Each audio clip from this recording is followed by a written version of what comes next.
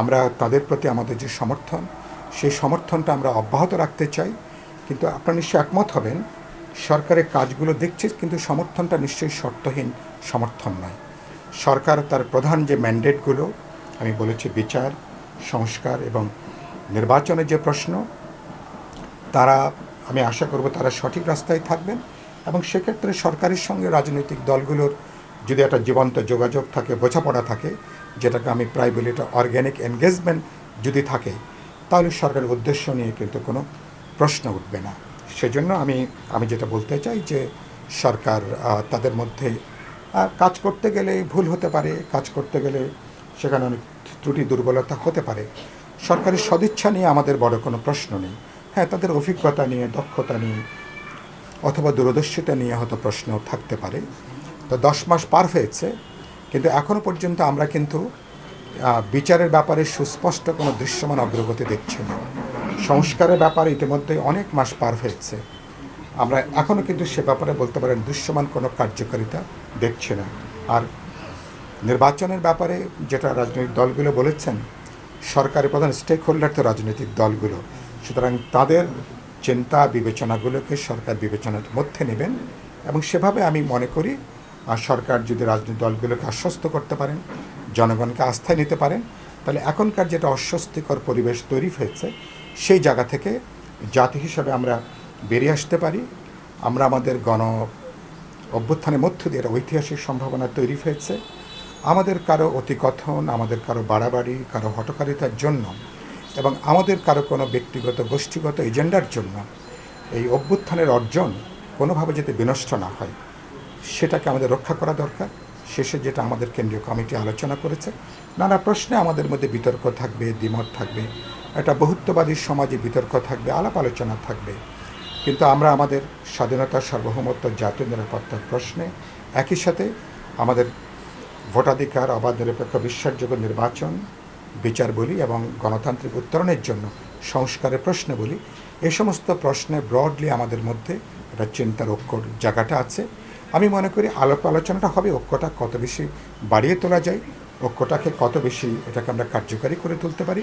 সেক্ষেত্রে সরকার, তাদের যেহেতু বিশেষ কোনো এজেন্ডা থাকবার কথা না, সরকারের নিরপেক্ষতা যদি নিশ্চিত হয়, আমি বিশ্বাস করি সামনে গণতান্ত্রিক উত্তরণের চ্যালেঞ্জ যেগুলো আছে, আমরা ঐক্যবদ্ধভাবে সেই চ্যালেঞ্জ আমাদের পক্ষে মোকাবেলা করাটা সম্ভব। আচ্ছা, যদি শুনতে ভুল না হয়, আমি শুরুর দিকে মনে শুনেছিলাম কিছুটা যে সরকার পতন নিয়ে হয়তো কোনো দল কোনো কথা বলছে, কোনো বিষয়টা আপনি বলছেন। তো এই ধরনের কোনো পদক্ষেপ আপনাদের আজকের আলোচনায় উঠে এসেছে কিনা, মানে এই অন্তর্বর্তী সরকারের পদত্যাগের দাবিতে কি আপনারা কোনো ধরনের? না, আমাদের পার্টির বিপ্লবী ওয়ার্কার্স পার্টির কেন্দ্রীয় কমিটি যে আলোচনা করেছে, আমরা সরকারের পতন বা সরকারের পদত্যাগ নিয়ে কোনো আলোচনা হয়নি। এভাবে বিপ্লবী ওয়ার্কার্স পার্টি আমরা বিবেচনা করছি না। এটা তো এখনও পর্যন্ত আমাদের সমর্থিত সরকার।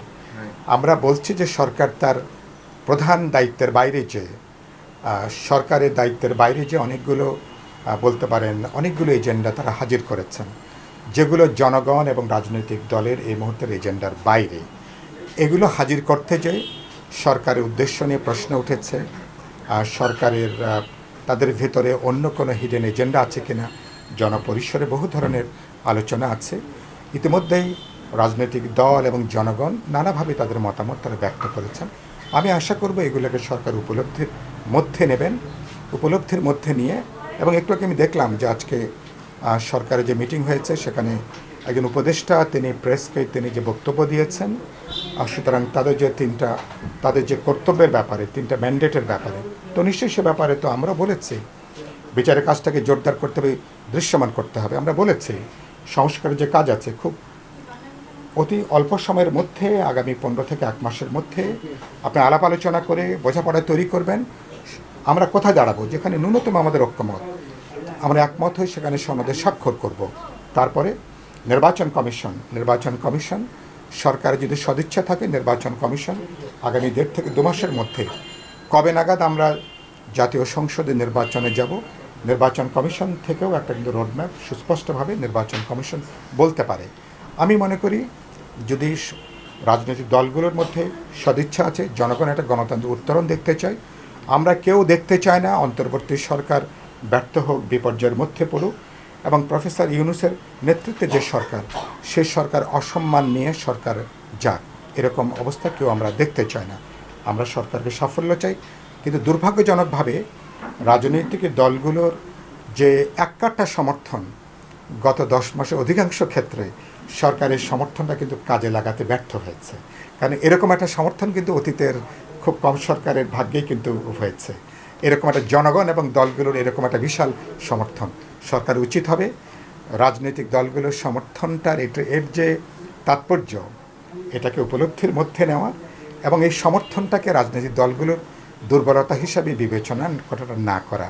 তাহলে বিদ্যমান যে সংকট আছে, আমি বিশ্বাস করি সেই সংকট আমরা কাটিয়ে উঠতে পারবো, এবং গত কদিন ধরে যে অস্বস্তিকর অবস্থা তৈরি হয়েছে সেখান থেকে কাটিয়ে উঠে আমরা আগামী 1.5 মাস পরেই আমরা জুলাই অভ্যুত্থানের আমরা 1 বছর পূর্ণ হব। আমি আশা করি জুলাই অভ্যুত্থানের এই বর্ষপূর্তির আগেই সত্যি সত্যি বাংলাদেশ একটা সুস্পষ্ট বিচারের প্রশ্ন যেমন দৃশ্যমান হবে, সংস্কারের ব্যাপারে সনদটা যাতে আমরা স্বাক্ষর করতে পারি, এবং নির্বাচনের ব্যাপারেও দেশবাসী পরিষ্কারভাবে আশ্বস্ত হবার মতন একটা রোডম্যাপ অথবা একটা পথনকশা সরকারের দিক থেকে দেশবাসী নিশ্চয়ই পাবে, এবং তাহলে নিশ্চয়ই সরকারকে আমরা ধন্যবাদ জানাবো। জি জি, ধন্যবাদ। জি জি।